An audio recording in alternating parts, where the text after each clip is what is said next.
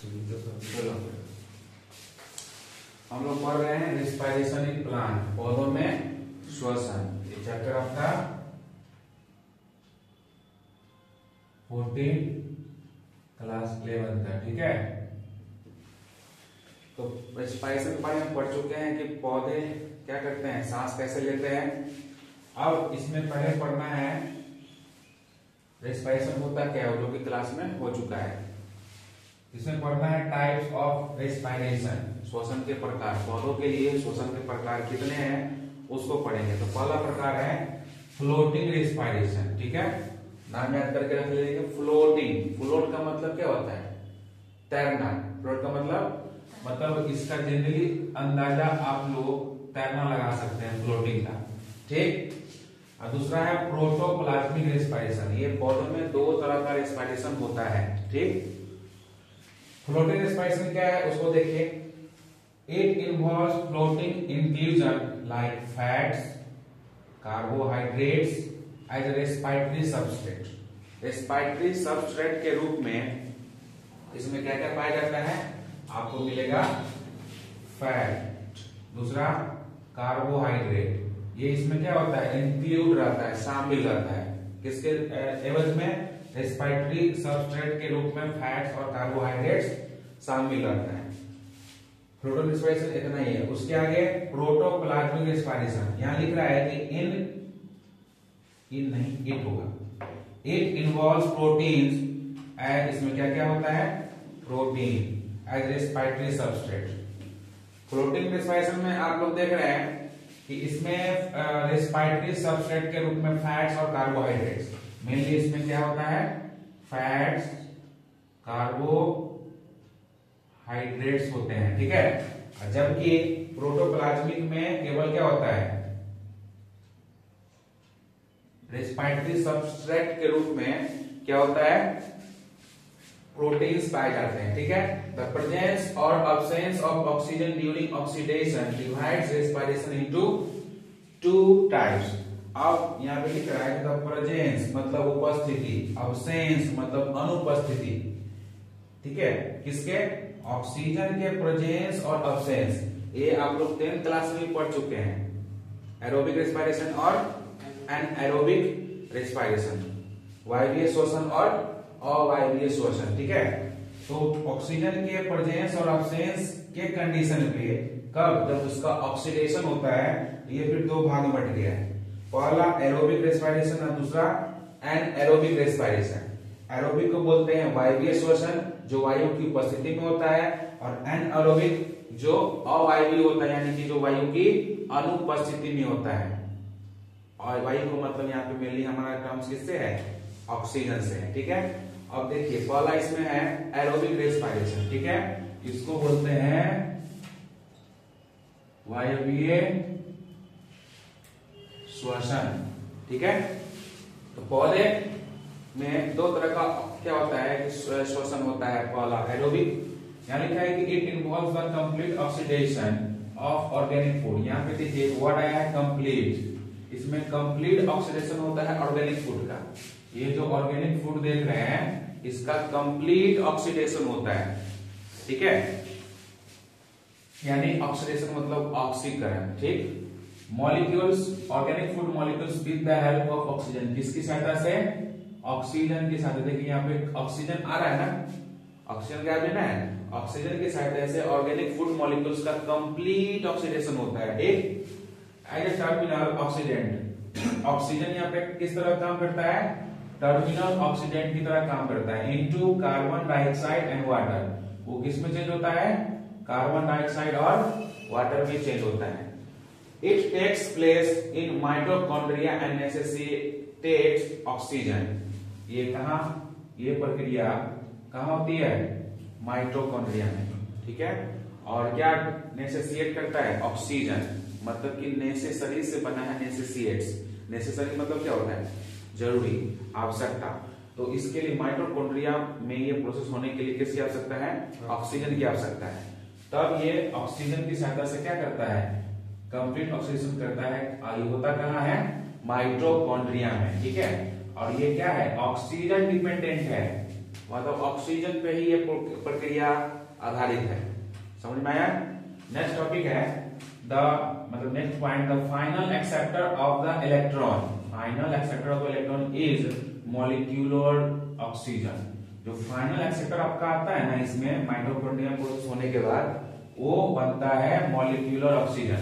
ठीक है, जो आपका फाइनल एक्सेप्टर जो इलेक्ट्रॉन होता है वो क्या है? Molecular oxygen.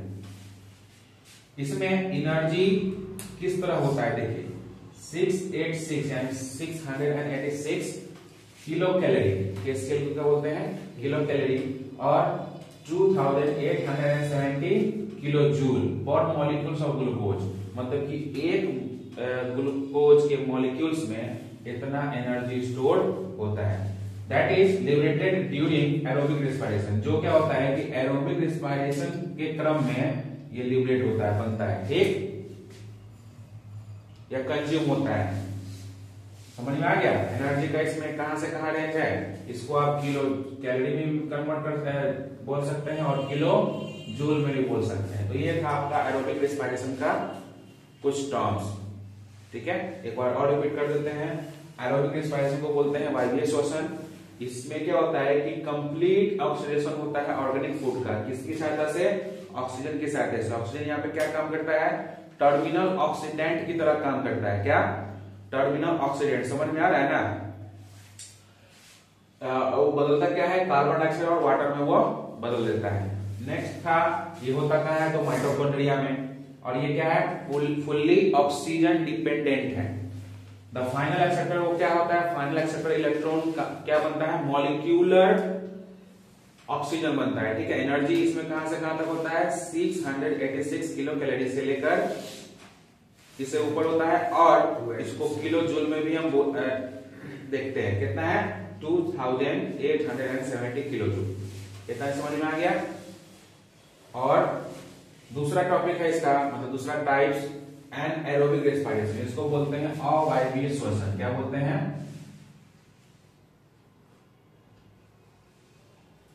अवायवीय श्वसन। इसमें अवायवीय जहां लग जाता है समझ जाते हैं कि उसमें उस चीज की कमी है। किसकी कमी है? तो यहाँ पहले वाले में था कि ऑक्सीजन के क्या होगा? उपस्थिति में, और इसमें ऑक्सीजन की अनुपस्थिति में। यहाँ लिख रहा है कि इट इन्वॉल्व्स इनकम्प्लीट। देखिए यहाँ पे वर्ड आया गया इनकम्प्लीट और पार्शियल। इनकम्प्लीट को पार्शियल भी बोला जाता है कहीं कहीं। ठीक है, तो यहाँ क्या होता है? Incomplete oxidation of organic food molecules. मतलब कि ऑर्गेनिक फूड वहां भी था, ऑर्गेनिक फूड मॉलिक्यूल्स यहाँ भी है। तो वहां क्या होता है कि कंप्लीट होता है, यहाँ क्या होता है? इनकम्प्लीट ऑक्सीडेशन होता है। किसका? फूड मॉलिक्यूल्स का, ऑर्गेनिक फूड मॉलिक्यूल्स का इनकम्प्लीट ऑक्सीडेशन होता है। और विदाउट ऑक्सीजन वहां क्या था? विद ऑक्सीजन, यानी कि with the help of oxygen. और यहाँ विदाउट ऑक्सीजन के यहाँ इनकम्प्लीट यानी पार्शियल ऑक्सीडेशन होता है। किसका? ऑर्गेनिक फूड मॉलिक्यूल्स का।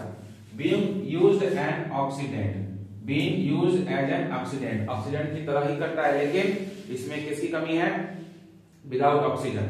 इसमें क्या होता है? इनकम्प्लीट ऑक्सीडेशन होता है। नेक्स्ट पॉइंट है इसका, it take place in the cytoplasm. और ये होता कहां है?